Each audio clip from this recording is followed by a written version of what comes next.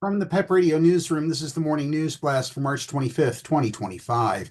LGBTQ Nation is reporting that two insiders with the Social Security Administration warned that the recent accessing of personal Social Security information by billionaire transphobe Elon Musk and agents of his so-called Department of Government Efficiency could easily enable the current presidential administration to identify transgender Americans for government persecution.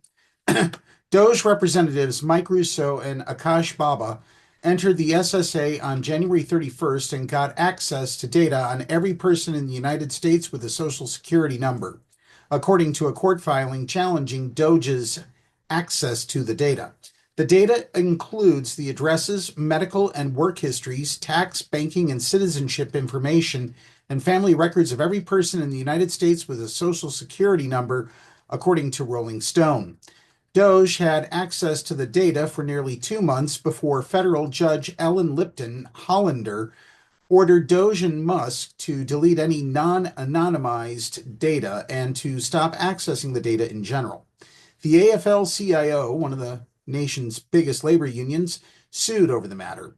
When Hollander asked government lawyers why DOGE needed unlimited access to the personal, confidential, sensitive, and private information of millions of Americans, the lawyers could provide no reason. DOGE has since claimed that it needs the data to find cases of theft and waste, but one expert who testified in the case says this isn't true. Tiffany Flick, a 30-year SSA veteran, testified in the case that DOGE's demand for the data was unusual and improper, adding that neither Russo nor Baba had the training or security clearances to handle such data. Flick said that a theft and waste audit could be conducted with access to the SSA's full dataset.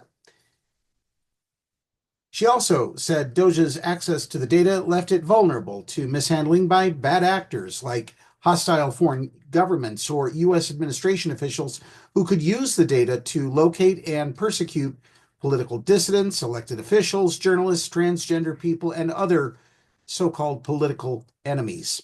Zinnia Jones, a transgender activist and researcher, told Rolling Stone that the Social Security Administration data could be used to identify nearly all likely transgender people in the United States with 99% confidence. Jones noted that a 2015 U.S. Census Bureau used the same SSA data that DOGE accessed to estimate the nation's trans population. An anonymous former federal employee agreed with Jones's assessment, adding that the information could be used to identify and remove trans employees from the government. An anonymous current SSA employee also told Rolling Stone that the information could be used to harass medical providers who offer services of which the current administration disapproves. Currently, these services include gender-affirming care, a type of care that the current administration has sought to defund and eradicate completely. This prospect seems notable considering that the U.S. Department of Homeland Security recently changed its policies to allow spying on LGBTQ plus people and groups as dangers to U.S. safety. The rule change occurred under the DHS Office of Intelligence and Analysis, an office that has a long track record of violating civil liberties and rights, according to the Brennan Center for Justice. In response to Judge Hollander's ruling telling DOGE to stop accessing SSA data, Social Security Administration Acting Commissioner Leland Dudek said he could shut all SSA employees out of the data, saying, "Really, I want to turn it off and let the courts figure out how they want to run a federal agency."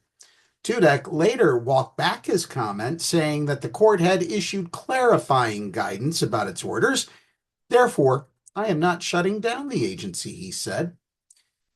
This news blast was brought to you by QBird, Pittsburgh's source for LGBTQ plus news and community information. Learn more about QBird by visiting their website at qbird.com.